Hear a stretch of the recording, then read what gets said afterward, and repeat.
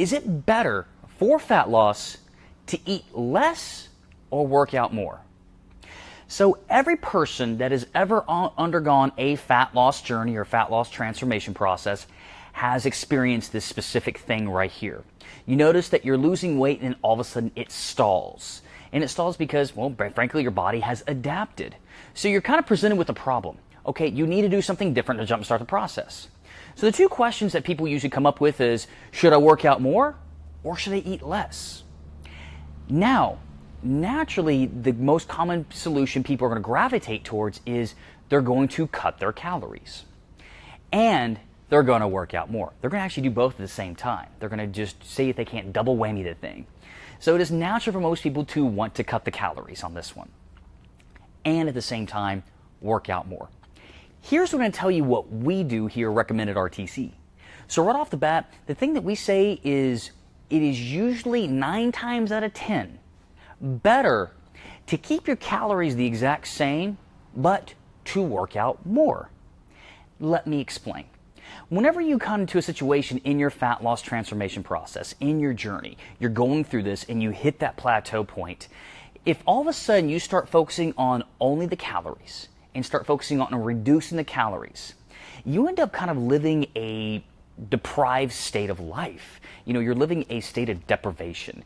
You're counting all the calories. You're counting all the macros. You know, things just don't feel fun. You're starting to scrutinize over the little numbers. It can lead to that. Not always does, but there's a possibility it can lead to that, especially if you are gung-ho, laser-focused, got that bulldog type of mentality that you're really wanting to achieve this.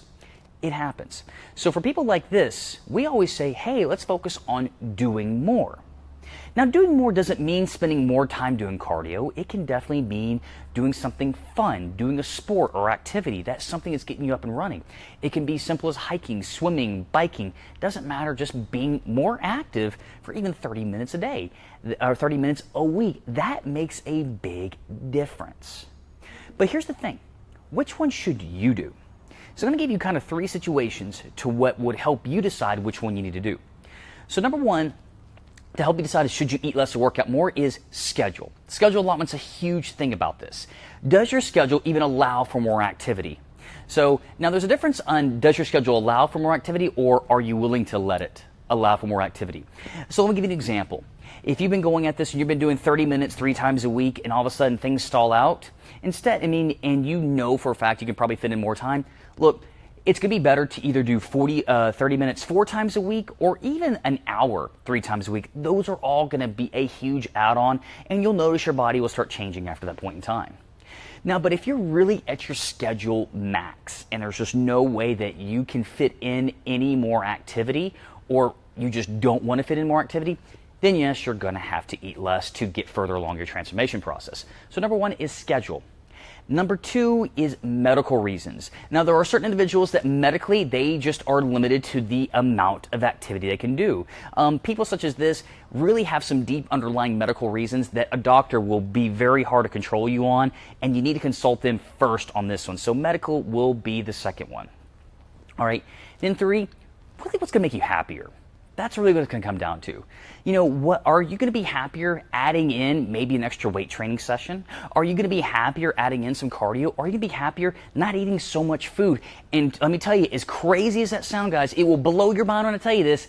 There are plenty of people when it comes down into that realm that they're sick and tired of eating food. Yes, you do actually need some food for some of this stuff, all right?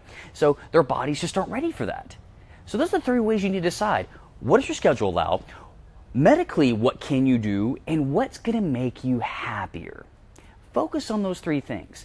Now, I will tell you, again, one more time, here at RTC, we always want people to do more, be more active. We always see much better and faster results when a person went from 1 hour 3 times a week to 1 hour 4 times a week, 1 hour 5 times a week, 1 hour 6 times a week, an hour and a half 5 times a week. We always see more results with more activity versus eating less calories.